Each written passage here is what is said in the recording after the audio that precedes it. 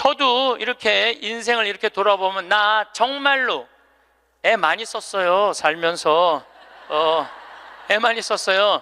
내가 처음 막 본당 신부 평택 비전동에 갔을 때 내가 본당 신부가 됐는데 주교님이 본당 분가하자마자 평택 안성 고속도로 옆에 진살이라는 동네가 있었어요.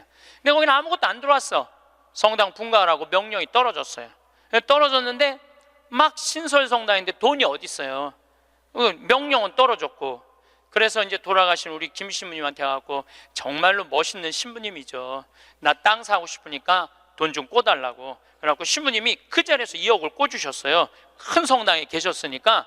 그걸 갖고 땅을 사는데 사람들이 신부님 뭐하러 그렇게, 내가 땅을 몇 평을 샀느냐 하면 2,400평을 샀어요. 성당 터를 뭐하러 그렇게 큰 터를 사느냐. 그런데 성당 터는요, 한 번 사놓으면 1,000년이든 2,000년이든 가는 거야. 그거 뭐 300평 400평 그거 힘들게 귀양 살 거 세게.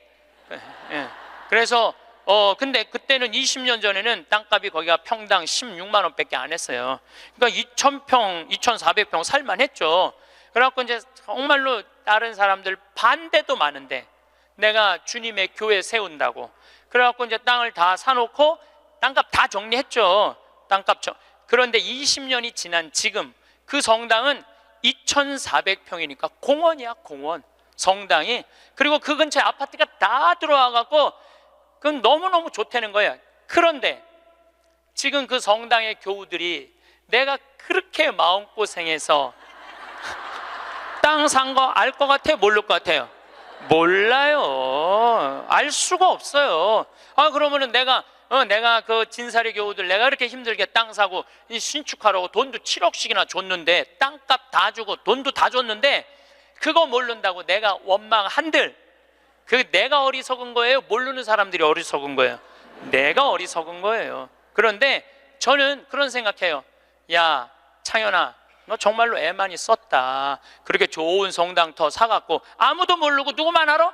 나만 알아. 그럼 누가 위로해줘야 돼? 내가 위로해줘야 돼요. 그 내가 두 번째 성당은 능평이라는 성당 갔는데, 성당 터를 딱 받았는데 600평 터를 받았는데 길이 없는 땅을 산 거야. 뭔가 잘못돼 갖고 거기다 성당을 지으려고 그러니 교우들이 너무너무 마음이 아픈 거예요. 그래서 또 내가 또 한 성질 하거든요.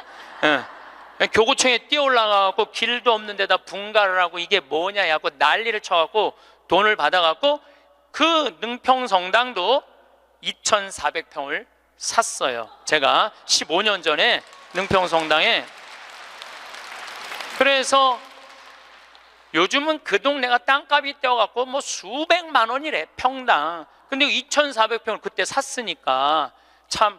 그런데 그거 지금 그 능평성당 교우들이 내가 그렇게 마음고생하면서 산 거 알 것 같아? 모를 것 같아요? 몰라. 모르는데 그거 모른다고 내가 섭섭하다고 그러고 내가 고생한 거 아무도 알아주는 사람 없다고 그렇게 남 원망만 하면 내 자신이요 웃기지도 않는 거예요.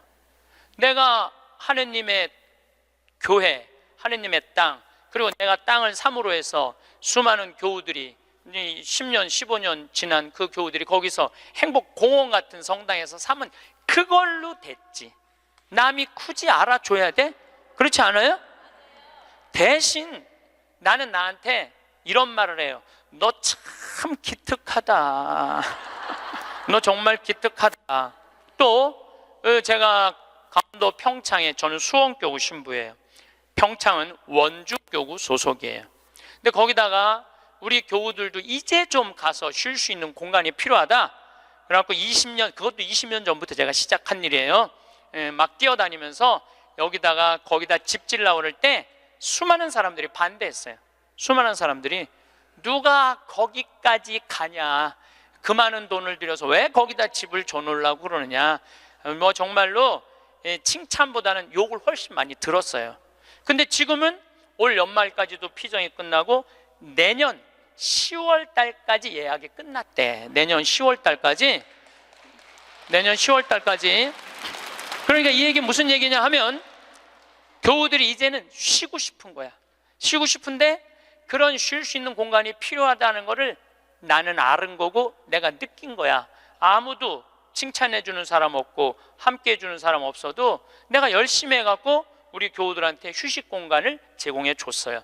제공해 줬으면은 그걸로 족한 거야. 남이 나를 알아주지 않아도 스스로 원망하지 않고 그걸 즐길 줄 아는 사람이, 이 공자님이 그런 사람이 군자라고 그래요. 저는 뭐 군자까지는 아니더라도, 제가 지난 3월 달에 대구에 강의를 갔어요. 근데 거기 본당 신부님이 프란치스칸이었어요. 프란치스칸. 오늘처럼 날씨가 엄청 추웠어요. 근데 신부님이 맨발로 다니더라고. 양말을 안 신고 맨발로. 처음에는 프란치스칸 신부님들이 맨발로 다니는 신부님 몇 분 봤어요.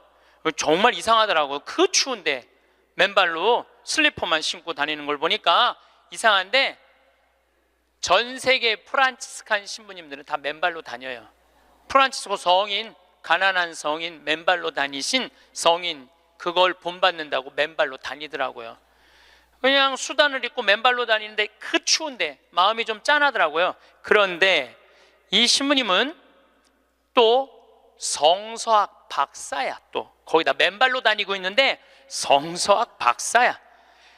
우리 신학 박사들 중에 여러 박사가 있어요. 윤리신학 박사, 교회법 박사, 뭐 무슨 여러 성서 박사들이 있는데 그 중에 박사하기 따기 제일 힘든 게 뭐냐면 성서학 박사예요. 최소한 10년은 걸려요. 성서 박사를 따려면은 히브리어, 히라버, 라틴어, 이탈리아에서 공부하면 이탈리아어, 독일에서 공부하면 독일어, 프랑스에서 공부하면 불어, 영어는 기본적으로 해야 되겠죠. 5개 국어를 해야지 박사학위를 딸 수 있는 거예요. 그래서 여러분들 사실 알고 보면은 다른 박사학위들은 많아도 성서 박사학위를 가지고 있는 신부님들이 그렇게 많지 않아요. 굉장히 어려운 거예요. 이 신부님이 10년 동안 공부를 하고 박사학위를 땄대요. 로마에서. 너무너무 신이 나더래. 이건 정말로 너무 자랑스러운 일 아니에요. 그 어려운 박사학위를 땄으니까. 그래갖고 그냥 내가 같이 공부하던 친구, 신부들, 수도자들이 축하해 줄 알고 기숙사에 막 뛰어 올라갔는데, 나 박사학위 땄다고 뛰어 올라갔는데 아무도 모르더래요. 자기가 박사학위 딴 거를. 왜냐? 자기 공부하기 바쁜데 옆에 있는 사람 박사학위 따는 거 그거 신경 쓸 시간이 없는 거예요. 축하는 하고 싶은데 아무도 자기 박사학위 딴 걸 모르는 거야. 뭔가 좀 기분이 좀 그렇더래요. 근데 이제 기숙사에서 이렇게 이 거울을 딱 이렇게 보는데 자기 모습을 딱 보고, 그래, 내가 나한테 축하를 해줘야 되겠다. 그리고 자기를 꼭 끌어안았대요. 그러면서 이렇게 말했대요. 그 신부님 본명을 내가 좀 바꿀게요. 베네딕토야, 너 정말로 수고 많이 했다. 너 10년 동안 얼마나 애 많이 썼느냐. 그 자기를 이렇게 토닥토닥 거려줬대요. 우리 부관장 신부님도 로마에서 공부하고 온 신부님인데 유학이 얼마나 힘드냐면은 그 뭐 음식이 마저 언어가 제대로 돼. 공부를 이렇게 하다가 보면은 눈물이 그냥 쭈르륵 떨어진대요. 너무너무 힘들어서. 근데 그렇게 박사학위를 땄는데 축하해주는 사람 하나도 없다고, 나 고생했는데 알아주는 사람 하나 없다고 청승 떨고 남 원망한들 남이 알아줘요? 아무도 안 알아줘요. 그러니까 누가 축하해줘야 돼? 내가 축하해줘야 돼. 여러분들도 마찬가지예요. 여러분들도 6.25 전쟁 끝나고 난 다음에 똥구녕이 찢어지도록 가난한 시절에 그 힘들게 살아가면서 월세 살면서 정말 돈 아껴갖고 전세로 가고 지금 이렇게 살기 좋은 아파트에 살면서 그 자식들 조금 편안하고 안락하고 쾌적한 데서 좀 살게 해주려고 평생을 애를 썼는데 자식들이 아무도 몰라줘. 그러면은 나 6.25 전쟁 끝나고부터 고생한 거 일일이 매번 얘기해 주면은 그 사람들이 좋아할 것 같아요? 지겨워할 것 같아요? 지겨워해요. 누구만 만족하면 돼? 나만 만족하면 돼요. 그래서 여러분들도 오늘 이후부터 주위 사람들한테 인정받으려고 하거나 이해받으려고 애쓰지 마세요. 누가 이해해주면 돼? 내가 이해해주면 돼. 누가 인정해주면 돼? 내가 인정해주면 돼. 얼마나 속이 편하네요. 그렇죠? 네. 그러니까 나한테 잘해줄 수 있는 사람은 이 세상에 누구밖에 없어? 나밖에 없는 거야. 나밖에. 여러분들, 이 세상에서 나 자신을 가장 잘 알고 이해할 수 있는 사람은 누굴까요? 그렇죠, 나예요. 나 자신을 남편이 이해할 것 같아요? 자식이 이해할 것 같아요? 네, 자신밖에 없어요. 또 내가 살아오면서 힘들게 고생한 거 아주 세세하게 알 수 있는 사람은 누구밖에 없을까요? 나밖에 없어요. 그런데 내가 고생하고 내가 마음고생하고 힘든 거 산 거 모르는 남편이 나한테 잘해주겠어요? 자식이 나한테 잘해주겠어요? 잘해줄 사람은 아무도 없어요. 이 세상에서 나한테 가장 잘해줄 수 있는 사람은 나밖에 없어요. 나밖에. 그런데 남편이 잘해주지 않는다고, 자식이 잘해주지 않는다고 계속 원망만 하는 이런 사람들은 어리석은 사람들이에요. 그러니까 오늘 이후부터 여러분들 남편이 잘해줄 때까지 기다리지 말고, 자식이 잘해줄 때까지 기다리지 말고, 누가 자신한테 잘해주면 돼?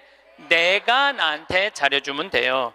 간혹 이런 사람들이 있어요. 나는 남편 판검사 만든다고, 남편 의사 만든다고, 남편 출세시킨다고, 자식 공부시킨다고 내 인생을 다 걸었는데 남편이 그런 공로 모르고 자기가 출세하고 돈 벌고, 그러니까 이게 정신 못 차리고 바람 피고, 자식은 또 이 여우 같은 며느리 하나 얻더니 엄마 고생한 것도 모르고 며느리년한테 미쳐갖고 그냥 엄마 쳐다도 안 보면, 이런 분들이 이런 얘기를 해요. 나 인생 헛살았다.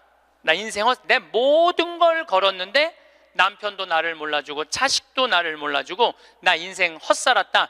이렇게 말하는 분들이 있는데, 오늘 이후부터 모두 걸지 마세요. 오늘 이후부터 반만 거세요. 반만. 남편하고 자식들, 주위의 친지 형제들 위해서 반만 거세요. 반은 누굴 위해서 남겨놔야 돼? 나를 위해서 남겨놔야 돼요. 왜냐?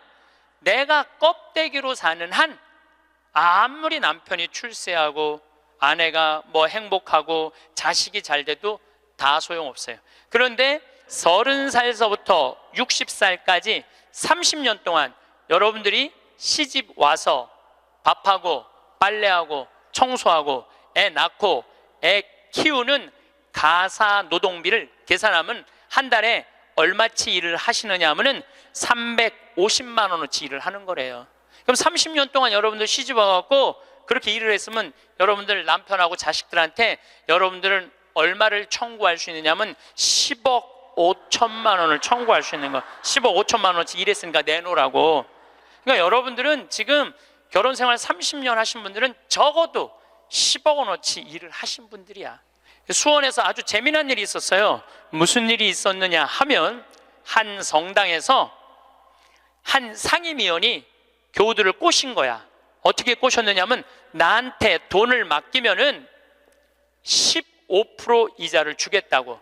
그래서 한 성당에서 교우들이 1억도 갖다 맡기고 5천만 원도 갖다 맡기고 그런 거예요. 근데 여러분들, 요즘 법정이자가 1.25%예요. 법정이자가 1.25%인데 15%를 준다는 거는 이건 사기야. 100% 사기라고 보시면 돼요. 5% 이자 준다고 그래도 사기야. 10% 이자 준다고 그래도 사기야. 15% 준다는 건 이건 생각할 것도 없이 사기예요. 그런데 1억을 은행에다 맡기면 한 달에 얼마를 받느냐면 10만 4천 원을 받아요. 여러분들이 지금 1억을 은행에다 맡기잖아요. 그럼 한 달에 10만 4천 원을 받을 수 있어요. 근데 이 사람 전례 분과장이래. 성당에 전례 분과장한테 맡기면은 한 달에 얼마를 받을 수 있느냐면은 125만 원을 받을 수 있는 거야. 그러니까 눈이 뒤집혀져요, 안 뒤집혀져요? 판단력이 사라져요, 안 사라져요? 1억 가지고 한 달에 10만 원 받는 게 나아, 한 달에 120만 원 받는 게 나아. 그래서 이 전례 분과장한테 홀딱 다 맡긴 거야. 근데 요즘 경제 성장이 1%, 2% 그러는데 무슨 재주로 15% 이자를 줘요? 이 사람 결국은 지금 감옥에 갔어요. 300억은 다 날라갔고. 그러면 이 사람들은 5천만 원, 1억 맡긴 사람들 돈 이거 다 날라간 거예요. 써보지도 못하고 날라간 거야. 뭐 이자 한두 번 받아 먹었겠지. 한두 번 해먹으려면은 좀 꼬셔야 될 거 아니야. 그러니까 야 진짜 15% 나오더라. 한 3달, 4달 되면서 딱 끝나고 나니까 딱 먹고 끝난 거예요. 그래갖고 이 성당이 풍비박살이 났대. 풍비박살. 냉담자 속출하고. 본당 신부님 정말로 이게 권위 땅에 떨어지고 전래 분과장인데 참 기가 막힌 거죠. 그러면은 15% 이자 받아 먹겠다고 돈 맡긴 사람이 나빠요? 15% 이자 주겠다고 꼬신 사람이 나빠요? 둘 다 나빠. 둘 다. 내가 보기에는 여러분들 돈 5천만 원이면은요 이스라엘 성지순례를 10번을 갔다 올 수 있는 돈이에요. 10번. 여러분들이 이스라엘 성지순례를 10번을 갔다 오잖아요. 그럼 여러분들은 예수님하고 트구 지낼 수 있어. 트구 지낼 수 있어. 내가 이스라엘 성지순례를 지금 5번 갔다 왔거든요. 그것도 3번은 도보 성지순례로 갔다 왔어요. 이스라엘에서 차 안 타고 다니고 다 걸어 다녔어요. 나자렛에서부터 가나까지 걷는 거예요. 한 20km 돼. 그러니까 성모님, 예수님하고 성모님 가나 혼인잔치 갈 때 성모님 나귀에 태우고 예수님 걸어서 어머니 모시고 그 아마 가까운 친척 됐겠죠. 가갖고 하고 그 다 걸은 거야. 또 가나에서부터 갈릴리아까지 한 40km 돼. 그것도 다 걸었어. 이게 걸어보니까요 성서 말씀이 거의 튀어나와 나한테. 너무너무 좋더라고요. 5번 걸어보니까 예수님하고 나는 지금 어떤 상태냐면 거의 틀라고 그래 지금. 거의 틀라고 그래. 예수님하고 거의 틀라고 그래. 근데 성서강이라면서 병 고치는 얘기를 하는데 나는 치유의 은사가 없다. 고민을 했어요. 기도를 했어요. 하느님 뭔가 좀 치유를 하고 싶은데 이게 손에서 뭐가 나와야지 이게 치유를 해줄 거 아니냐. 그랬더니 하느님이 하시는 말씀이 꼭 네 손으로 해야 되느냐. 네 손으로. 의사 손 빌리면 안 되느냐. 그래갖고 내가 가톨릭 의료원에 연락했어요. 빈센트 병원에 연락해갖고 뭐라고 그랬냐면은 정말로 수술하면 꼭 나을 수 있는데 돈이 없는 사람 나한테 연락해라. 그래갖고 강의 끝나고 난 다음에 강의로 기분 좋으면은 강사료 다 내라. 한 600명 들어오는 데니까 한 600만 원 모아지겠지. 그리고 만약에 모자라면 내 인세 있잖아. 책 파는 거, CD 파는 거. 그게 어마어마하거든요. 그거 뭐 할 거야? 내가 마누라가 있어, 자식이 있어. 그거 해갖고 12명을 선정을 해서 지금 찾고 있어요. 그런데 내가 어린애 아이를 찾아달라고 그러니까 그 병원에서 그러는 거야. 신부님, 이제 우리나라가 시스템이 잘 돼 있어갖고 돈 없는데 심장병 어린애들은 다 고쳐준대요. 재단이 많아서. 그러니까 애들은 신부님이 안 고쳐줘도 된대. 야, 우리나라 좋은 나라야 보니까. 그러면은 일반인들도 웬만한 제도에 걸리면은 다 고쳐줄 수 있대요. 근데 누가 잘 어려우냐면 외국인 노동자들, 그 사각지대에 있는 사람들, 그런 사람들이 정말로 수술하면 나을 수 있는 사람들인데 돈이 없어서 못하는 사람이 되는 거. 골라라. 아니 여러분들 꼭 치유를 안수기도로 해갖고 꼭 고쳐줘야 돼? 이게 나을지 안 나을지도 모르는데 이걸 눌러갖고 이게 차라리 의사 손 빌려갖고 확실하게 고쳐주는 게 낫지 않아요? 그렇죠? 그래서 내년에는 제가 3월 8일부터 강의하면서 한 사람씩 고쳐주고 싶어요. 의사 손을 빌려서. 여러분들 인생에 있어서 가장 중요한 거는 먹고 마시고 노는 일이에요. 만약에 여러분들이 먹지도 않고 마시지도 않고 놀지도 않으신다면 여러분들은 헛사는 거예요. 먹고 마시고 놀아야지 인생을 제대로 사는 거예요. 이거는 예수님도 그러셨고 소크라테스도 그랬고 공자님도 그랬고 부처님도 그랬어요. 다. 근데 이분들은 1억 모은다고 먹지도 마시지도 놀지도 않은 거야. 근데 앞으로도 못 쓰는 거예요. 그럼 이분들은 가슴에 피멍이 드는 거예요. 그리고 이분들 뭐라고 그럴 것 같아? 내가 성당 나갔더니 사기꾼밖에 없더라.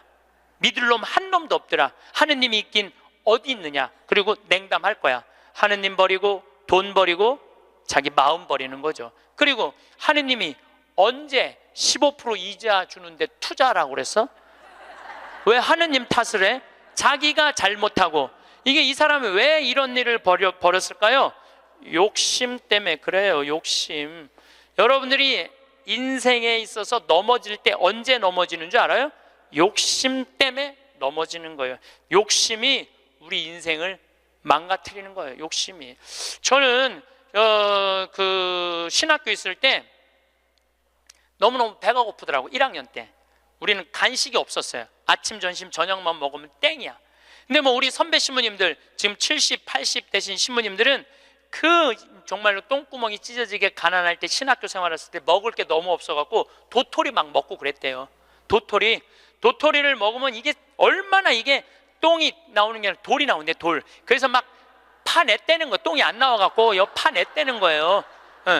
뭐 우리는 그 정도는 아니더라도 그래도 뭐 저녁 10시쯤 되면 배고파요. 그러니까 외출할 때 뭐를 사갖고 오느냐면은 식빵을 사갖고 와요. 배고플 때 먹으려고 식빵을. 그럼 이제 또 바깥에다 놓으면 얘네들이 왔다 갔다 다 먹어버리잖아, 친구 신학생들이. 그래서 아주 옷장 깊숙이 감춰놔요. 혼자 먹으려고 옷장 깊숙이 감춰놔. 그런데 신학교 생활이 얼마나 바빠요. 이리 뛰고 저리 뛰다 보면은 주일날 사놓는데 수요일날 배고플 때 생각이 나는 거야. 식빵 사다 놓은 게 생각이 나는 거야. 아, 식빵 사다 놨지?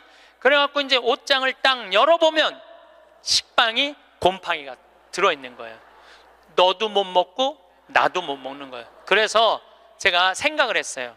아니, 예수님은 당신의 살도 나눠주는 판국인데 내가 그놈의 식빵 혼자 먹겠다고 혼자 옷장에다 깊숙이 감춰놨다가 곰팡이 들어서 썩어 버리는, 그게 너무너무 내가 한심하더라고요.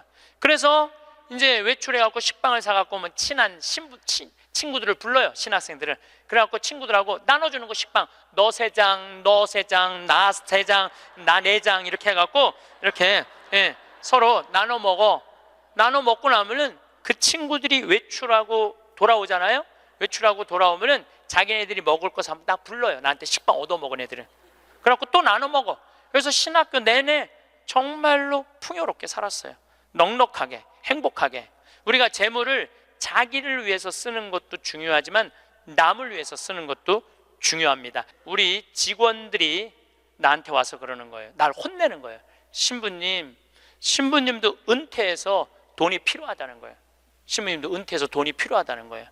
아니, 지금이야 신부님 강사료도 많고 인세도 많고 찾아오는 사람도 많고 용돈도 많이 주지만 신부님 은퇴하면 생각하는 사람 아무도 없다는 거야. 찾아오는 사람도 없고 불러주는 데도 없으면 신부님 늙어서 뭐 맛있는 것도 먹고 여행도 다니고 싶은데 돈 없으면 어떻게 하려고 이 돈을 다 써버리느냐고 나를 막 혼내더라고. 직원들이 돈 쓰지 말라고.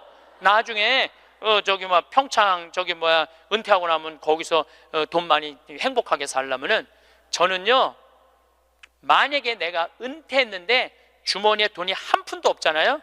그럼 난 어떻게 할 거냐면은 사제관에 가만히 앉아 있을 거야. 돈 없는데 어떻게 그냥 사제관에 가만히 앉아 있어야지. 그런데 문제는 20년 후에 돈을 쓰려고 지금 신나는 일이 너무 많은데, 재미난 일이 너무 많은데, 의미 있는 일이 너무 많은데, 그 20년 후에 쓰려고, 그거를 나중에 쓰려고 내가 이걸 가지고 있다면은 나는 그렇게 살고 싶지는 않다는 거예요. 지금 먹고 마시고 쓰고 놀고 나눠줄 거 다 나눠주고 막 쓰다가 70살 돼갖고 은퇴했는데 돈이 없으면 어떻게 해? 가만히 있으면 돼. 그걸 뭐 걱정을 하고 막 혼을 내고 그러더라고 나한테. 그리고 중요한 건 내가 은퇴할 때까지 살지 안 살지 어떻게 알아? 그렇지 않아요? 많은 경우 여러분들도 그런 분들이 있어요. 나중에 쓰려고 지금 한 푼도 안 쓰는 분들 많아. 근데 나중에 언제 어떻게 될 줄 알고 그걸 나중에 쓰려고 지금 안 써. 쓰려면 언제 써? 지금 써요. 보통 여러분들 여행을 다니면은 이 유럽 여행 한번 가면 400만 원 정도 들잖아요.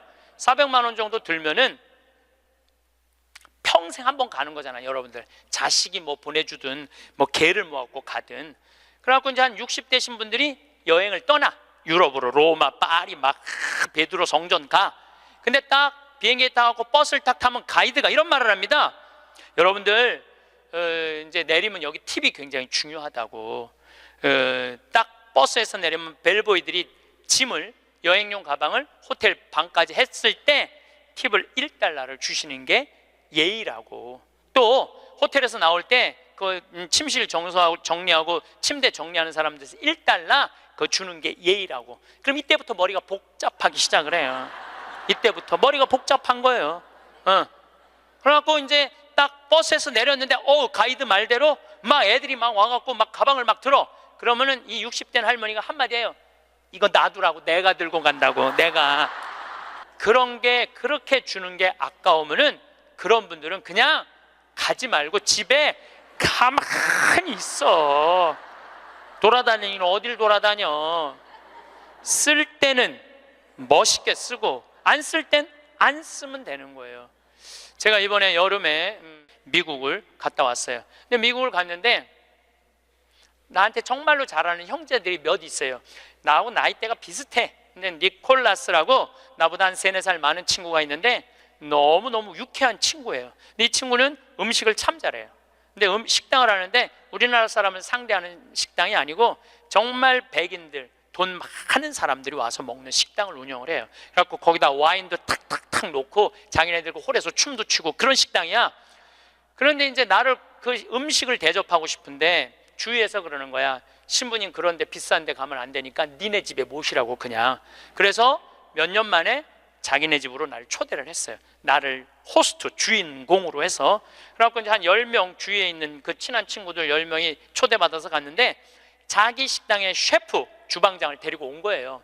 근데 음식이 나오는데 정말로 맛있게 나오더라고. 참, 정말 별로 먹어봤던 적이 없는 기가 막힌 음식들이 나와서 또 영어로 막 설명을 막 하는데 정말 맛있더라고요. 그래서 뭐 나는 뭐 딜리셔스 계속 이러면서 먹었죠. 계속 그랬는데 우리 니콜라스가 신부님 세계 모든 데 강의 다니고 많은 사람들 위로하고 그러니까 내가 오늘 특별하게 아끼는 와인을 내겠다는 거예요. 근데 와인이 나왔는데 그야말로 몇백만 원짜리 와인이 나온 거예요. 내가 가격을 여러분들 위화감 조성할까 봐 말을 안 할 건데 내 생태마을 월급 한 3달치 와인이 나온 거예요. 생태마을 월급.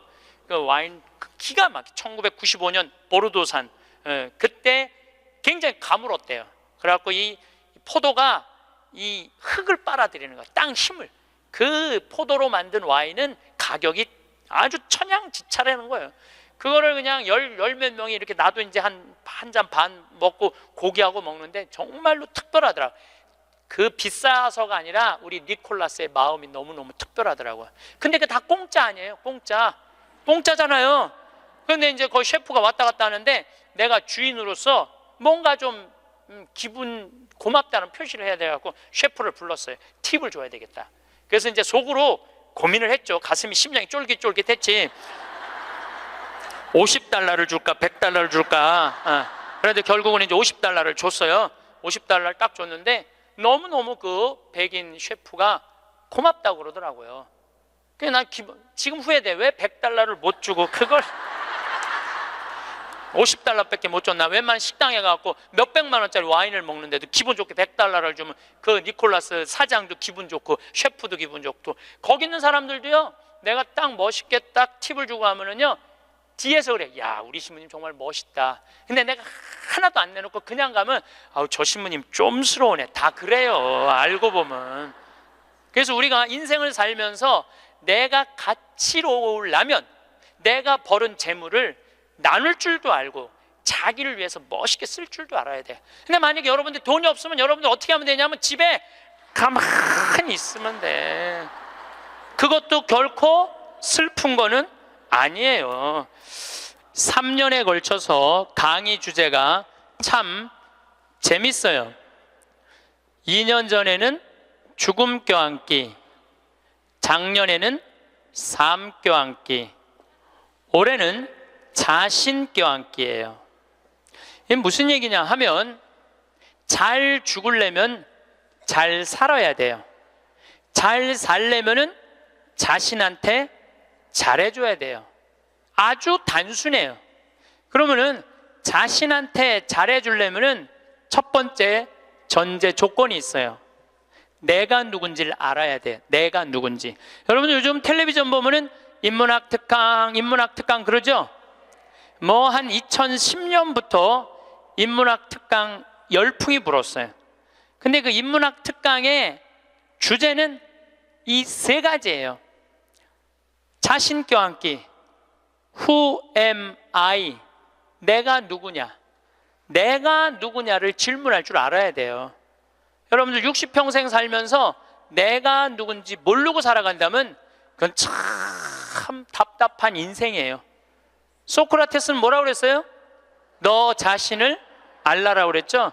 부처님은 뭐라고 그랬냐면 자신이 누군지를 아는 사람은 부처고 자신이 누군지 모르는 사람은 중생이라고 그랬어요. 중생. 그러니까 60평생 살면서 내가 누군지 모르고 사는 사람은 그냥 중생으로 사는 거예요. 껍데기로 사는 거예요. 나는 누구냐? 나는 천주교 사제다. 하늘나라의 기쁨을 전하는 사람이다. 예수님의 사랑을, 예수님의 그 깊은 사랑을 느끼도록 해주는 사람이다. 항상 저는 물어봐. 내가 누구냐? 나는 누구냐? 나는 사제야, 사제. 사제니까 누구 일을 해야 돼? 하느님의 일을 해야 돼. 하느님의 일을 하는 중에 신학교를 짓는 것처럼 가슴 설레는 일이 어디 있어요? 너무너무 신나는 거예요. 그러니까 여러분들도 내가 누구냐라는 질문을 해야 돼. 그리고 내가 누구냐라는 질문이 끝났으면 어떻게 살 것이냐, 이 답도 나와야 돼. 그리고 중요한 거는 어떻게 죽을 것이냐, 이게 중요해요. 여러분들, 내가 어떻게 죽을 것, 죽는 것도 시나리오가 필요하다니까요. 죽는 것도 내가 어떻게 어떤 과정으로 죽을 것이다, 시나리오가 필요해요. 그런데 한국 사람들은 참 죽는 거를 싫어해요. 어떻게 해서든지 안 죽으려고 그래. 어떻게 해서든지 안 죽으려고 그래. 만약에 우리 동네에 공동묘지가 들어온다면 난리도 아니야. 왜? 우리는 죽음에 대해서 부정적이거든요. 죽음은 어둠이라고 생각하고 절망이라고 생각하고 영원한 어둠이라고 생각을 해.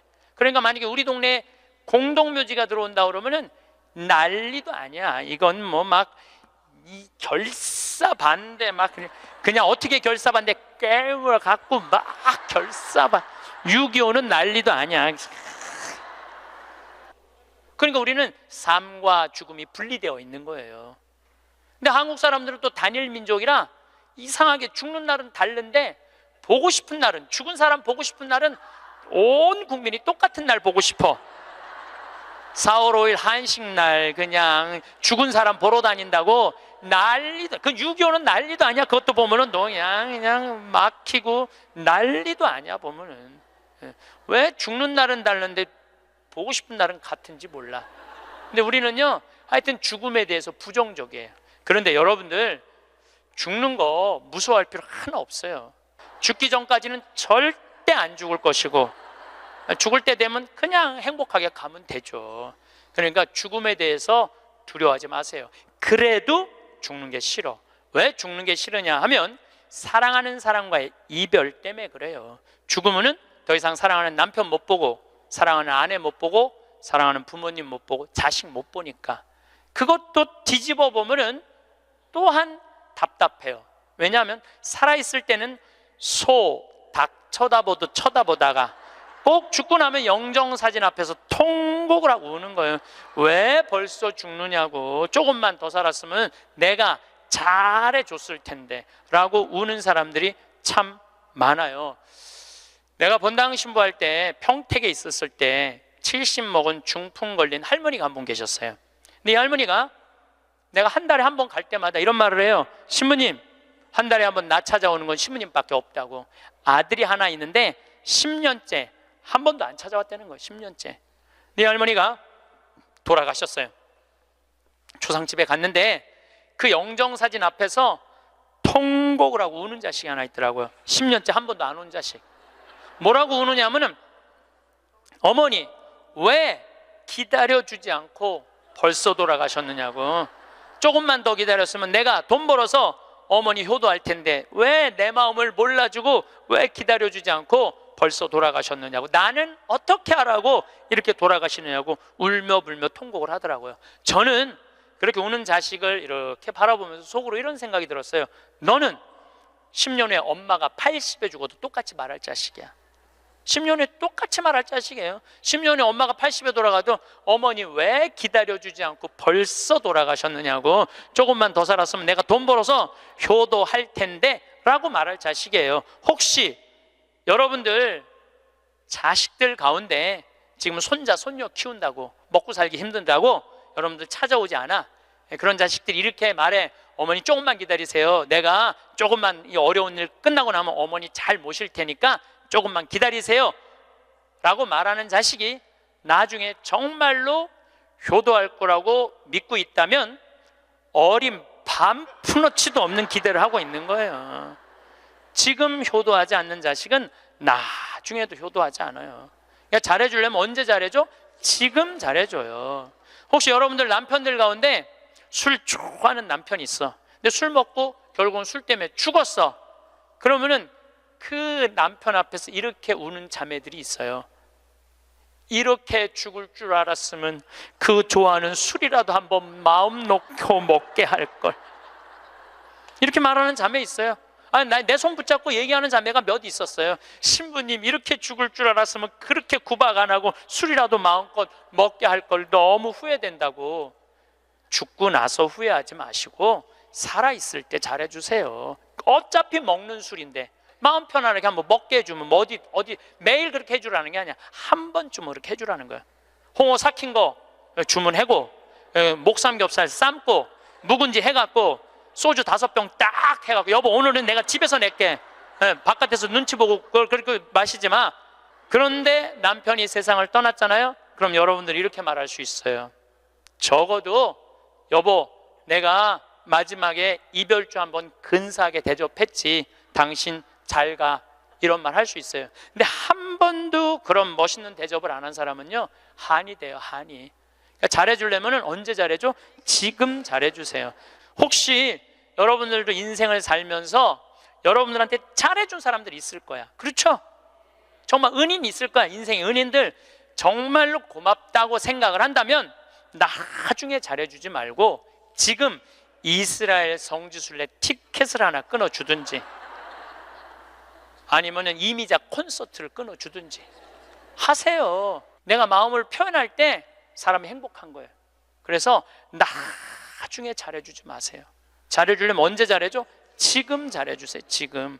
그러니까 죽는 거 죽기 전까지는 절대 안 죽을 것이고 살아서는 열심히 사랑하고 죽어서는 천당 갈 건데 뭐가 그렇게 죽는 게 무서워. 안 죽으려고 용을 써요. 여러분들 오래 사는 게 좋아요? 막 80살서부터 100살까지 누워서 똥오줌 싸가면서 벽에 똥칠해가면서 오래 사는 게 좋아요? 네가 누군지 내가 누군지도 모르면서 자식들 서로 네가 모실 거냐 내가 모실 거냐 하면서 원수 만들어가면서 오래 사는 게 좋아요? 나는 오래 사는 건 좋은 게 아니에요. 오래 사는 거는 그냥 사는 날까지 즐겁게 사는 게 중요한 거야. 그냥 사는 날 매일매일 즐겁게 사는 게 제일 중요해. 먹고 마시고 노는 일이 참 중요한 거예요. 그래서 여행도 다니고 피정도 이렇게 다니고 친구들하고 단풍 구경도 가고 돌아다닐 수 있을 때까지 돌아다니다가 86살에 그냥 주무시다가 죽어. 그냥 100살까지 건강하시면 안 죽어도 돼요. 그런데 돈 쓰는 거 아까워갖고 돈 쓰는 거 무서워갖고 쓰지도 못하고 뒷방에 쭈그리고 앉아서 그러면 어떻게 되는 줄 아세요? 다리에 힘 풀리면 누워서 똥오줌 싸요. 너도 피해주고 나도 피해주는 거야. 그런 사람들이 힘든 거예요. 그냥 건강하게 움직이는 사람은 사는 날까지 건강하게 살 수 있어요. 행복하게 살 수 있어요. 그렇게 살으라는 거예요. 저는 여러분들이 사는 날까지 즐겁게 살기를 바라는 거예요. 사는 날까지. 저는 6년 전에 위암 수술을 했어요. 위를 3분의 2를 잘라냈어요. 근데 제가 6년 전 4월 6일 날 수술을 했는데 2월 달에 진단을 받았어요. 2월 달에 진단을 받았는데 내가 수녀님한테 그랬어요. 수술 날짜가 언제냐? 4월 6일이라고. 내가 4월 3일까지 사순 특강 잡아놓은 스케줄이 있으니까 4월 3일까지 강의를 하겠다. 그리고 4월 3일 날 병원에 들어가겠다. 수술하고 3일 지나고 나서 조치를 별로 취하는 게 없더라고. 요즘은 더 이상 조치 취할 거 있느냐? 없대. 난 퇴원해야 되겠다. 수술 강의가 많아서. 그래서 나갔어요. 근데 수녀님이 또 전화 왔어. 신부님, 죽는 거 무섭지 않냐는 거예요. 죽는 거. 난들 왜 죽는 게 안 무서웠겠어? 이렇게 멀쩡하게 강의하고 저녁에 사제관에 가갖고는 누워서 죽으면 어떻게 하나 고민했죠. 근데 내가 46 인생을 돌아보니까 50개 나라를 다녔어요. 하고 싶은 대로 다 하고 사는 거예요. 그리고 2개 본당 신부, 평택 비전동, 경기도 광주 능평 본당 신부 하면서 교우들 원 없이 사랑했고 사랑받았고, 또 평창에 들어와서 생태마을 꾸며서 수많은 정말 외롭고 힘든 사람들 와서 행복 느끼고 삶이 변하고, 뭐 우리나라 교우들만 와 전 세계에 있는 우리 교우들도 많이 오고, 우리 천주교 신자만 와 개신교, 불교, 비신자들도 많이 와서 행복을 느끼고, 이러면 됐지. 그냥 떠나도 되겠더라고요. 딱 마음에 하나 걸리는 게 있었어요. 부모님 앞서가는 거. 불효 중에 최고의 불효는 뭐예요? 부모님 앞서는 거예요. 나는 우리 어머니 아버지가 너무 오래 살아. 죽고 싶어도 부모 때문에 못 죽어. 죽고 싶어도 부모 때문에 못 죽어요. 그래서 전 수술할 때까지 집에 안 알렸어요.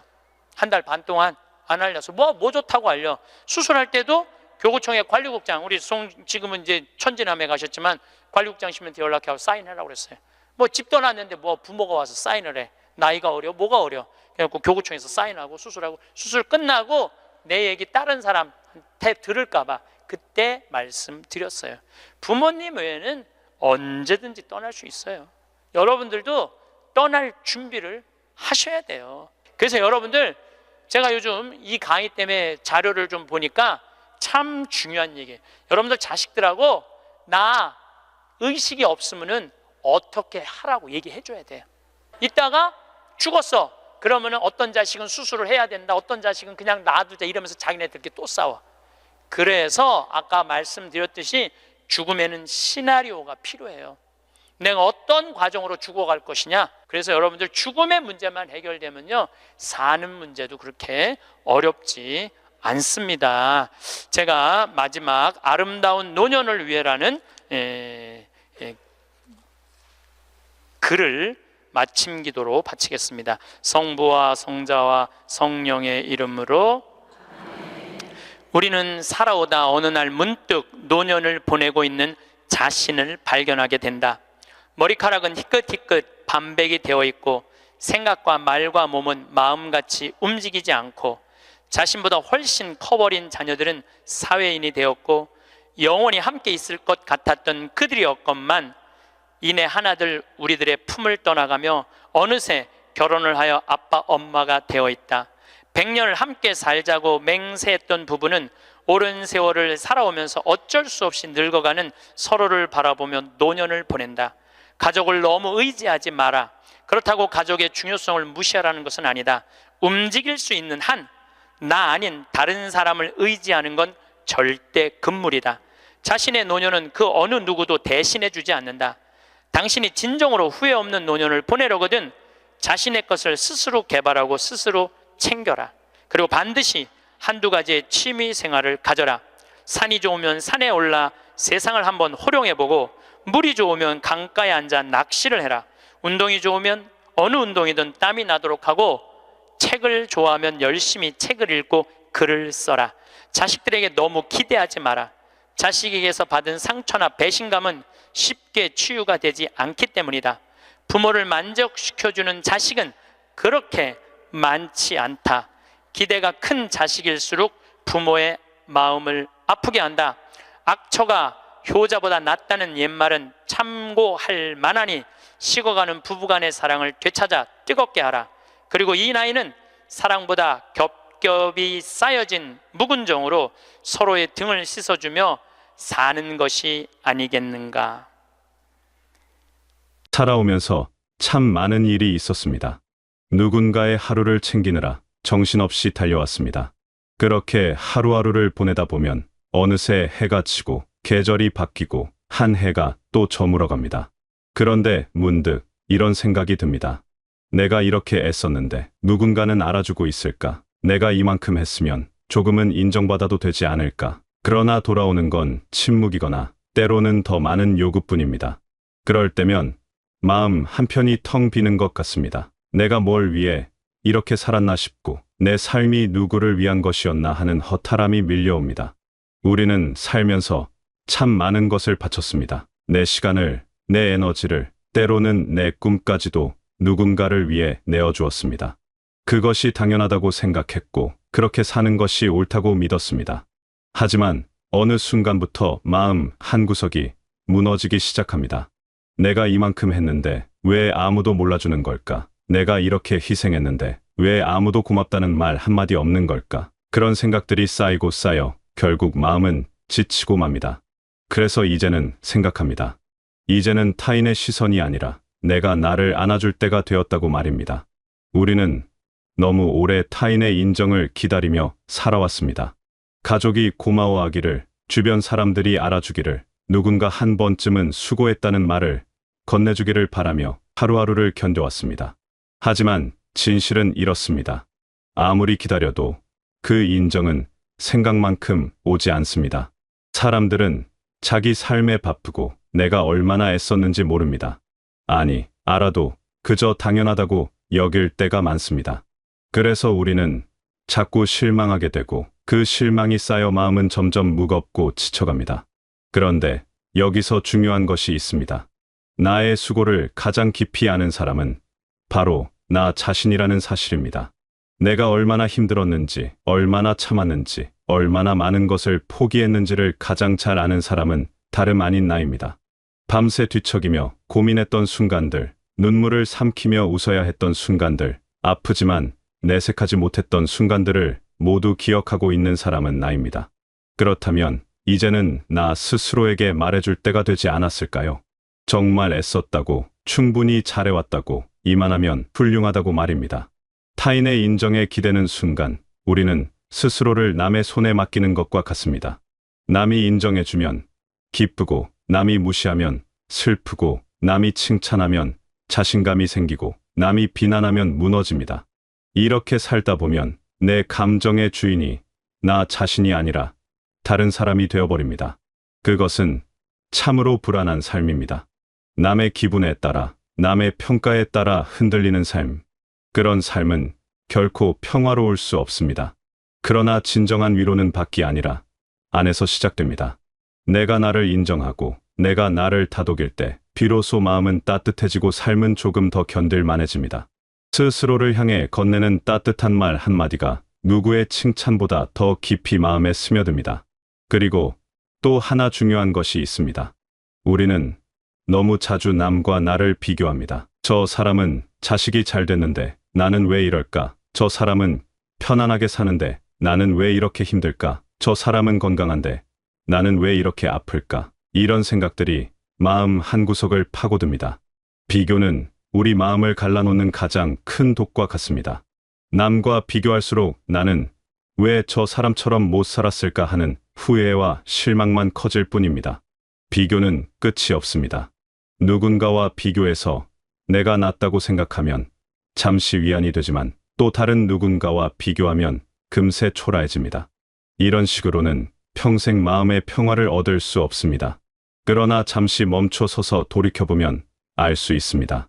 내가 선택했던 모든 순간들, 내가 겪었던 모든 경험들이 지금의 나를 만든 소중한 재료였다는 것을 말입니다.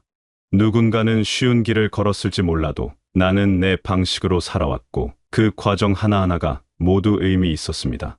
힘들었던 순간들조차도 나를 더 단단하게 만들어 주었고 아팠던 경험들조차도 나를 더 깊이 있는 사람으로 성장시켜 주었습니다.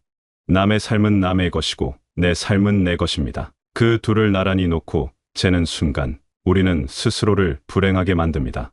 있는 그대로의 나를 바라보는 것, 그것이 진정한 평화의 시작입니다. 완벽하지 않아도 괜찮습니다. 모든 것을 다 이루지 못했어도 괜찮습니다. 내가 살아온 길이 누군가의 기준에 미치지 못한다 해도 그것은 전혀 문제가 되지 않습니다. 중요한 건 내가 나를 어떻게 바라보느냐입니다. 비교를 멈추고 나를 있는 그대로 바라볼 때 비로소 마음이 편안해집니다. 내가 부족하다고 생각했던 것들이 사실은 나만의 색깔이었음을, 내가 잘못 살았다고 생각했던 것들이 사실은 최선이었음을 깨닫게 됩니다. 그 깨달음이 주는 해방감은 무엇과도 바꿀 수 없습니다. 완벽함을 추구하면 할수록 우리는 스스로를 올가맵니다. 완벽한 사람은 없습니다. 완벽한 삶도 없습니다. 그런데 우리는 자꾸 완벽해지려고 애씁니다. 완벽한 가족을 만들려고, 완벽한 모습을 보이려고, 완벽한 결과를 만들려고 노력합니다. 하지만 그럴수록 마음은 더 힘들어지고 삶은 더 무거워집니다.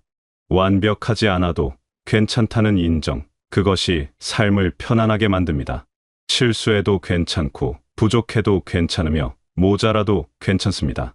그것이 인간이고 그것이 삶입니다. 이제는 남은 삶을 다르게 살아도 됩니다. 지금까지는 누군가를 위해, 무언가를 위해 살아왔다면 이제는 나를 위해 살아도 됩니다. 나에게 주어진 시간은 이제 남이 아니라 나를 위한 시간이어야 합니다. 그동안 참아왔던 감정들, 억눌렀던 욕구들, 무시해왔던 자존감을 이제는 하나씩 회복할 때입니다. 작은 것부터 시작해도 좋습니다. 하고 싶었던 일을 하나 해보는 것, 먹고 싶었던 음식을 망설임 없이 먹어보는 것, 가고 싶었던 곳에 가보는 것. 그런 작은 선택들이 모여 나를 응원하는 삶이 됩니다. 그리고 그 과정에서 스스로를 칭찬하는 습관을 들여야 합니다. 오늘 뭔가를 해냈다면 작더라도 스스로에게 말해주는 것입니다. 잘했다고, 괜찮다고, 충분하다고 말입니다. 우리는 남을 칭찬하는 데는 익숙하지만 나를 칭찬하는 데는 너무 인색합니다.